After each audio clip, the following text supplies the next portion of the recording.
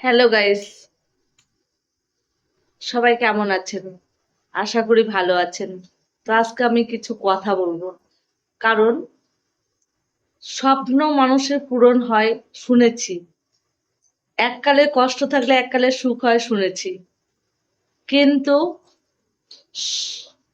কিছু কিছু মেয়েদের ক্ষেত্রে আমি বলছি, একটা ভুল তোমরা কোনোদিনও করো না। বিয়ের স্বামীর ছেড়ে অন্য পুরুষের সঙ্গে যেও না। কারণ বিয়ের স্বামীর মায়া দয়া আলাদা থাকবে, কিন্তু দ্বিতীয় স্বামীর মায়া থাকবে না। কারণ কি বলতো, তোমাদের ক্ষেত্রে আমি এই কথাটা কেন বলছি, তোমরা হয়তো বয়স কম, হয়তো ভালো ছেলে পেলে চলে গেলে, কিন্তু একবার ভেবে দেখো তো, তোমার যদি প্রথম সুখ না হয় দ্বিতীয়বারে কি সুখ হবে? হবে কি? হবে না। যদি কপালে থাকে তবেই হবে, আর যদি না থাকে তোমার সারা জীবন কাঁদতে কাঁদতে চলে যাবে।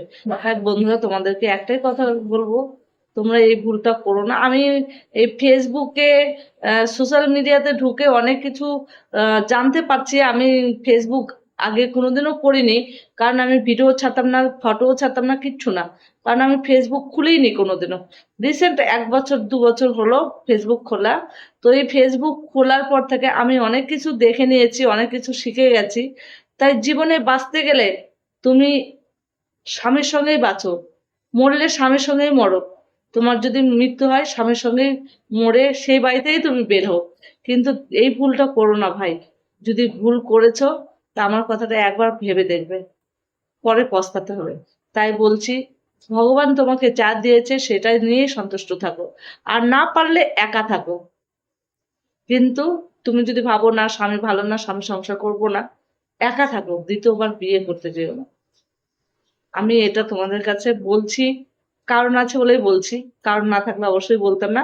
কারণ আমি অনেক দেখেছি তো, চলে যায় আবার স্বামীর কাছে ফিরে আসে। তাই বলছি, চলে যাচ্ছে, থাকছে না 1-2 বছর, তারপর আবার স্বামীর কাছে ফিরে আসে। তাই বলছি এই ভুলটা করো না। কারণ কথা কথায় তোমাকে কথা শুনতে হবে। কারণ আমি আজকে একটা দিদিভাইয়ের ভিডিও দেখলাম, দেখে এই কথাটা বললাম। সে কাঁদতে কাঁদতে বলছিল যে আজকে আমি যদি এই ভুলটা না করতাম তাহলে আমার হয়তো কপালে এত দুঃখ থাকতো না, লোকের কাছেও কথা শুনতে হতো না। আজকে আমি দ্বিতীয় স্বামী করে আজকে আমাকে উঠতে বসতে কথা শুনতে হচ্ছে, এবং কাঁদতে কাঁদতে দিন যাচ্ছে। তাই তোমাদেরকেও বলছি এই ভুলটা করো না।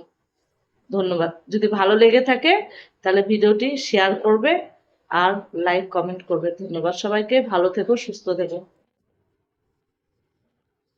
আর দেখো, তোমাদের দাদাভাই রুটি, পনির আর পটল আলু দিয়ে রসা করেছি, পনিরের তরকারি আর ছোলার ডাল ঘন করে করেছি।